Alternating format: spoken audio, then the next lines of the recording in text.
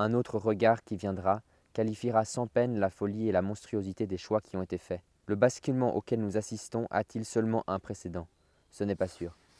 Bon, je ne vais pas lire tout le livre, mais je ne sais pas si tu es au courant en fait, de ce qui s'est passé il y a quelque temps. Il y a donc plusieurs personnes qui se sont rassemblées, qui ont lancé une pétition en fait, qui s'appelle «Nous voulons des coquelicots», qui a pour but en fait, d'interdire les pesticides de synthèse en France. C'est plusieurs citoyens qui se sont réunis et qui espèrent justement sur une longue durée, 2 ans ils disent, un soulèvement citoyen, des mobilisations citoyennes pacifiques afin que les pesticides de synthèse soient interdits en France. Et quand je suis tombé finalement sur ces articles et sur les interviews justement pour mettre en avant cette initiative, ça m'a fait écho finalement à une rencontre que j'ai faite cet été. Cet été en fait j'ai été rencontrer Edouard Mitchell, un professeur en biologie à l'université de Neuchâtel en Suisse, qui est avec d'autres citoyennes et citoyens à l'origine d'une initiative Une Suisse sans pesticides. Mais je te propose tout de suite de découvrir en fait l'interview d'Edouard Mitchell que j'ai réalisée, ce professeur qui a participé avec d'autres personnes à l'élaboration de cette initiative-là. Mon nom c'est Edouard Mitchell, je suis professeur de biologie à l'université de Neuchâtel et je suis spécialiste de la biologie du sol, la diversité des organismes du sol. Donc en Suisse on a ce droit d'initiative populaire. 7 citoyens peuvent proposer un changement de la Constitution, écrivent un texte, voilà, on aimerait changer la Constitution de cette manière.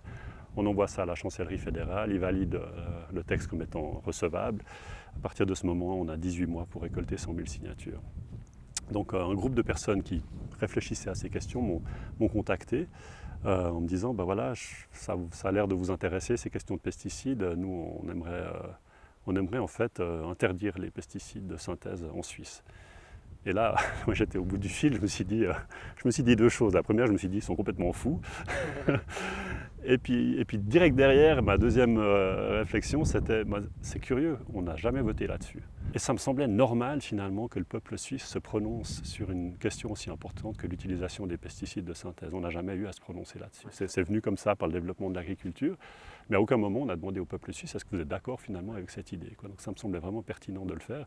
Ce d'autant plus que mes recherches sur les pesticides, sur les néonicotinoïdes m'ont quand même passablement ébranlé, on va dire, dans ma confiance sur le bien fondé de ces approches. On voulait s'attaquer aux pesticides, on ne voulait pas s'attaquer aux agriculteurs qui les utilisent, par exemple. Parce que ça serait complètement, on serait complètement à côté. Les agriculteurs, ils les utilisent parce que le système a évolué de telle manière qu'en fait, ils sont amenés à les utiliser et ils sont pris dans un système. Voilà. Mais ils en souffrent aussi. Et on s'est dit, finalement, des solutions alternatives, elles existent en bonne partie, puisqu'on a quand même 10-15% d'agriculture bio. Dans certaines régions, c'est plus que 50%. Donc, on voit qu'on a une dynamique, on voit qu'on a déjà des solutions. Et puis, on s'est dit, c'est pas absurde de proposer ça à l'échelle de la Suisse, qui est une échelle pertinente, puisque voilà, c'est déjà un pays, mais ce n'est pas un trop grand pays. On a les moyens technologiques, on a les moyens de savoir-faire, etc., pour faire cette transition.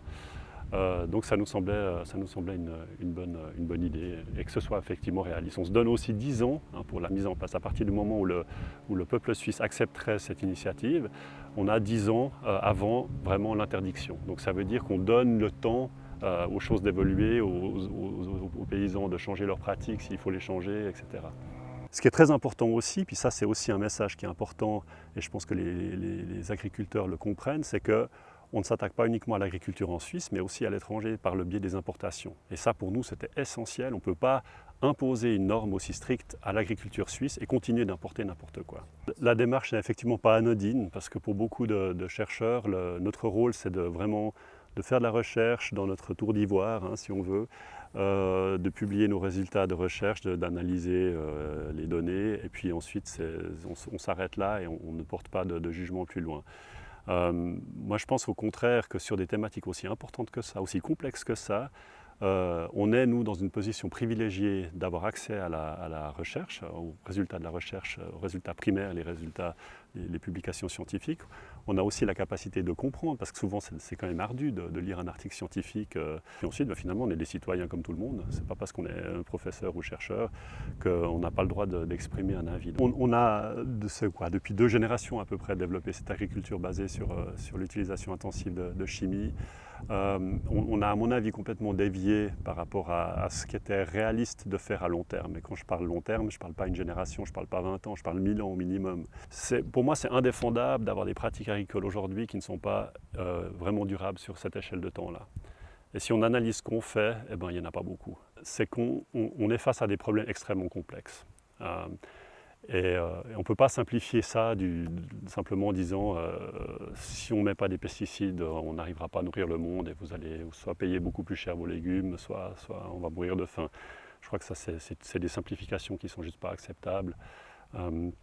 La réalité, elle est beaucoup plus complexe que ça.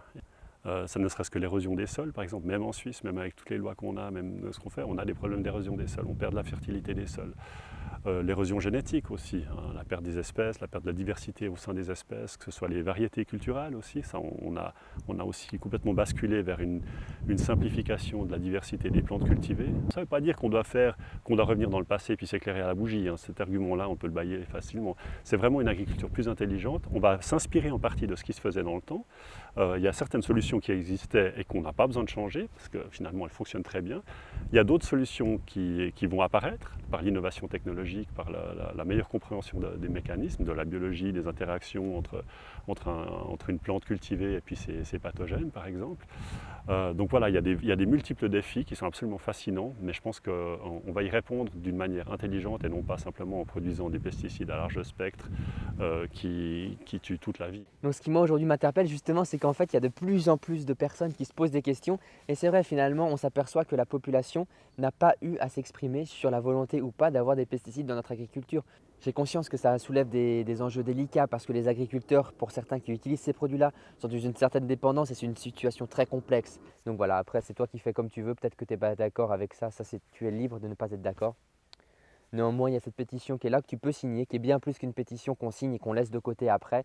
L'idée, c'est qu'il y ait une mobilisation citoyenne qui soit permanente pendant 2 ans. Et donc, je vais conclure cette vidéo finalement en lisant ce qui est écrit au dos du livre. Ceci n'est pas un livre, c'est un manifeste. Celui de la vie, des coquelicots dans les champs de blé, des oiseaux au bord des chemins, des abeilles. Une véritable apocalypse les fait disparaître par milliers, par millions, par milliards, et tout le monde connaît le nom des coupables, les pesticides. Une industrie devenue folle détruit tout ce qui nous est cher, jusqu'à notre santé. Et l'heure n'est plus à la discussion de salon. Il faut se lever ensemble, dans un soulèvement pacifique de toute la société. Ce monde qui s'efface est le nôtre, et chaque couleur qui succombe, chaque lumière qui s'éteint est une douleur définitive. Rendez-nous nos coquelicots, rendez-nous la beauté du monde. Le texte que vous allez lire annonce que l'heure est venue de relever la tête après tant de coups reçus. Car c'est l'heure, et elle ne reviendra peut-être pas. Lecteur, c'est à toi que ce livre qui n'est pas un livre s'adresse. À toi. Veux-tu continuer à nourrir les tiens avec des aliments frelatés? Veux-tu vivre sans le chant des alouettes ou le violon des cigales? Une société vivante a le droit et le devoir de rappeler à ses maîtres provisoires ce qu'elle veut, ce qu'elle ne veut plus. L'appel des coquelicots commence.